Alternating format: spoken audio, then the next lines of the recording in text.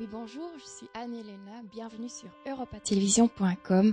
Aujourd'hui, nous nous sommes réunis pour la première fois avec Madame Marie-Christine Vergiat, députée européenne de la Commission de la Culture et Éducation à Bruxelles.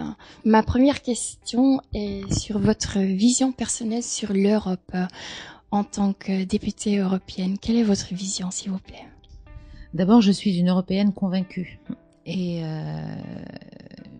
tout en ayant été une adversaire du traité constitutionnel et du traité de Lisbonne, je ne suis pas anti-européenne, bien au contraire, mais je pense qu'il faut construire une autre Europe.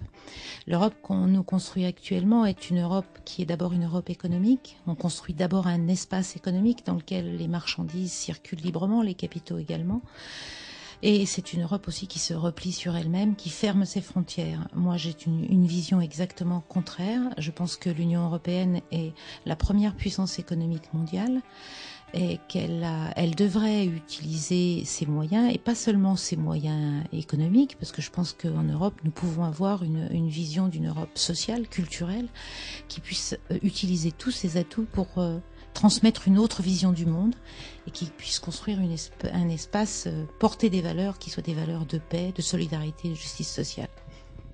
En fait, le nom de la commission, c'est clair, c'est la culture et l'éducation, mais concrètement, quel est le champ d'action de votre commission, s'il vous plaît? Alors, la commission culture et éducation, d'abord, n'est pas ce qu'on appelle une culture législative. Et je dirais tant mieux. Je vais vous expliquer pourquoi. Ça veut dire que la culture et l'éducation, le sport aussi, la citoyenneté, ne sont pas des compétences de l'Union européenne. Et compte tenu de ce que j'ai dit précédemment, ça veut dire que ces champs-là ne sont pas dans le champ économique, et tant mieux. C'est au contraire des champs qu'il faut protéger des valeurs marchandes, parce que c'est, je dirais, presque un bien trop sacré pour que ce soit soumis aux lois du marché. Donc nous intervenons plutôt en termes de valorisation d'un certain nombre de choses. Il y avait une réunion de la commission hier qui se consacrait à la préparation de l'année européenne du bénévolat, donc qui cherche à valoriser l'activité de l'ensemble des citoyens européens, notamment dans les associations, quand ils donnent du temps pour les autres finalement. Et donc je pense que ça, c'est un aspect très important.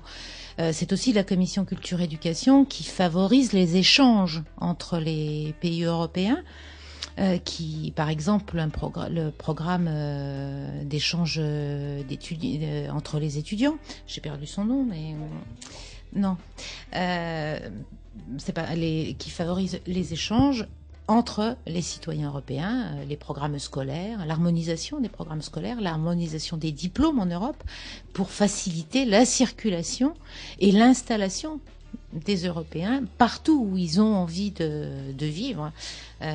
Quand on est belge, flamande par exemple, on doit pouvoir s'installer sans aucun problème en Espagne. Et que les diplômes qu'on a obtenus en Belgique soient reconnus en Espagne et partout ailleurs en Europe. Je pense que c'est dommage qu'on n'ait pas plus parlé de la réalité dont fonctionnent les institutions européennes et du rôle du Parlement européen et des parlementaires européens en ce sein. Je n'ai vécu la campagne qu'en France, mais en France, la campagne a été très franco-française et on a d'abord et avant tout fait une campagne contre le président de la République plutôt que sur les enjeux européens. Moi, j'appartiens à une force politique qui s'appelle le Front de gauche, qui a essayé de faire campagne sur de nouvelles propositions pour une autre Europe. Et j'ai l'intention, moi, d'utiliser mon mandat européen à essayer de me battre pour qu'on parle autrement d'Europe, parce que je pense que l'Europe est un espace politique et c'est l'affaire des citoyens. Et si on veut que ce soit complètement une Europe démocratique, il faut bien qu'il y ait un dialogue entre l'ensemble des institutions européennes et notamment les parlementaires européens qui sont quelque part les porte-paroles des citoyens. Il faut qu'il y ait davantage de débats et je pense que les médias ont effectivement un rôle fondamental. Je précise que je ne cherche pas à accuser les médias parce que je pense que les politiques ont eux-mêmes une responsabilité en la matière. Quand au moment des élections européennes, on fait une campagne pour l'essentiel franco-française, on porte une responsabilité en la matière de ne pas parler d'Europe. Et je pense que c'est pas la meilleure façon de réconcilier l'ensemble des citoyens européens avec les institutions européennes.